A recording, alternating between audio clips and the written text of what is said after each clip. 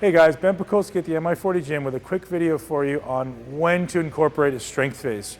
So we get a lot of people that write us and say, Ben, I've been doing hypertrophy training for a long time.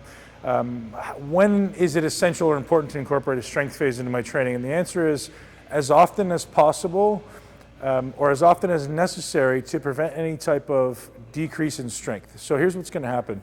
If you're really meticulously paying attention to form, execution, isolation, hypertrophy training in higher rep ranges, typically your nervous system actually may become slightly detrained to your ability to contract muscle intensely.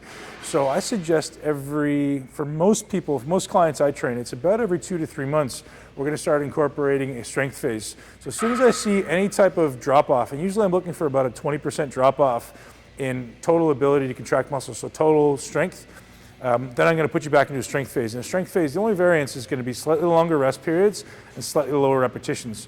So, when somebody comes and does my Mi40 program or Mi40 Xtreme, it's a 6-week pure hypertrophy program, or at least Mi40 Foundation is a 6-week pure hypertrophy program. And a lot of people say, well, I'll run it 2 times in a row and I'll put on this tremendous amount of weight. I'll put on 12 to 15 pounds when I run it 2 times in a row. But by the end of it, I'm noticing my strength slightly going down. That's completely normal, guys. That's very, very normal and to be expected because you're not training for strength.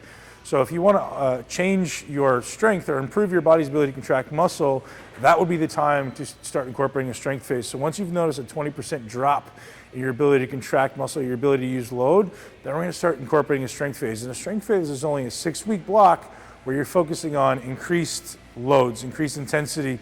And now it doesn't have to be a strength exclusive training block, right? It could be a hybrid of doing some strength training with a little bit of hypertrophy training or strength training with a little bit of metabolic training, depending what your weakest link is. So always assess your training based on, well, what am I good at and what do I suck at? So if you're noticing your hypertrophy is going really well, I put on 12 to 15 pounds in 3 months, but my strength's kind of going down and I really feel like I'm sucking wind a lot on my leg training or my back training or my heavy lifts. Well, guess what? That may be a good time to incorporate strength and metabolic training. And as much as those seem like they're counterintuitive, as long as your nutrients, as long as your nutrition is focused on recovering from both of these, you're going to be great. So how do you recover from strength workouts? It's something we go into on the Mi40 Nation site.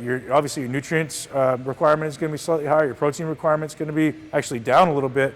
Whereas metabolic training, we want to make sure that your carbohydrate intake is high so you're replenished enough to train for those hypertrophy or those strength training workouts. And the suggestion would be just keep those workouts apart from each other, right? I wouldn't put them together because the metabolic training may actually take away from your ability to generate strength. As long as they're at separate times of the day or separate parts of the week, you can still improve both of those systems at the same time.